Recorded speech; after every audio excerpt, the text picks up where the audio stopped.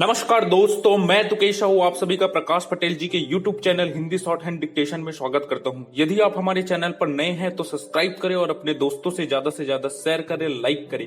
इस डिक्टेशन का PDF पाना चाहते हैं तो हमारे व्हाट्सएप एवं टेलीग्राम ग्रुप में ज्वाइन करें, लिंक नीचे डिस्क्रिप्शन में दी गई है।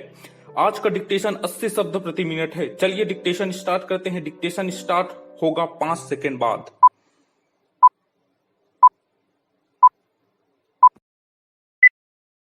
अध्यक्ष महोदय, माननीय वित्त मंत्री ने ऐसे समय पर यह बजट सदन के सामने पेश किया है जब हमारा देश एक गंभीर आर्थिक संकट से गुजर रहा है।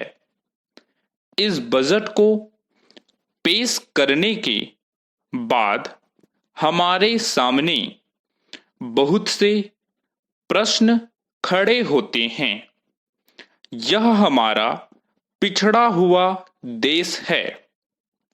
हमारे देश की करोड़ों गरीब जनता है और हमारा देश आज अपने जीवन और मौत के सवाल से लड़ रहा है। क्या यह देश इस प्रकार के बजट से उस संकट से निकल सकता है जिस संकट का मुकाबला आज वह कर रहा है? आज यह प्रश्न नहीं है कि हम अपने देश के सामने घाटे का बजट पेश करते हैं या मुनाफे का बजट पेश करते हैं या ठीक बजट पेश करते हैं। अब प्रश्न यह है कि हमारे देश के सामने जो समस्याएं हैं उनका समाधान इस प्रकार के बजट से हो पाएगा अथवा नहीं।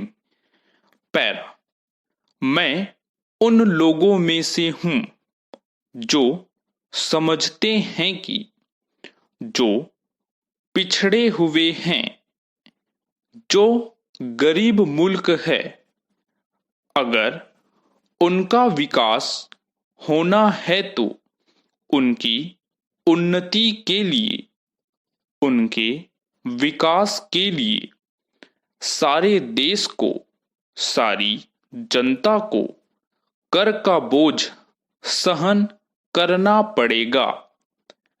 अगर देश का भविष्य बनाना है तो देश की गरीब जनता को भी अपने कंधों पर मुसीबत का भार उठाना पड़ेगा।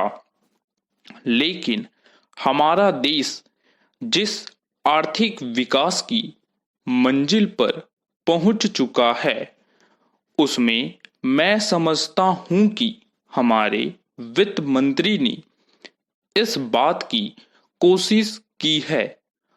आज जो हमारा संकट पैदा हो गया है, हमारी कीमतें जिस प्रकार से बढ़ रही है, जिस प्रकार से खाद्य संकट आ गया है, उन्हें उसका एहसास है। देश की गरीब जनता के कंधों पर हम करों का बोझ ज्यादा न लादें। मैं आपके द्वारा कहना चाहता हूं कि पिछली बार जब हमने अपने देश के अंदर अवमूल्यन किया था, उससे देश को जो नुकसान उठाना पड़ा है, जिस मुसीबत में हमने देश को धक्का देकर डाल दिया है, उससे निकलने की कोशिश इस बजट में की गई है। उन्होंने अपने देश के लिए एक बहुत ही ठीक बजट पेश करने की कोशिश की है।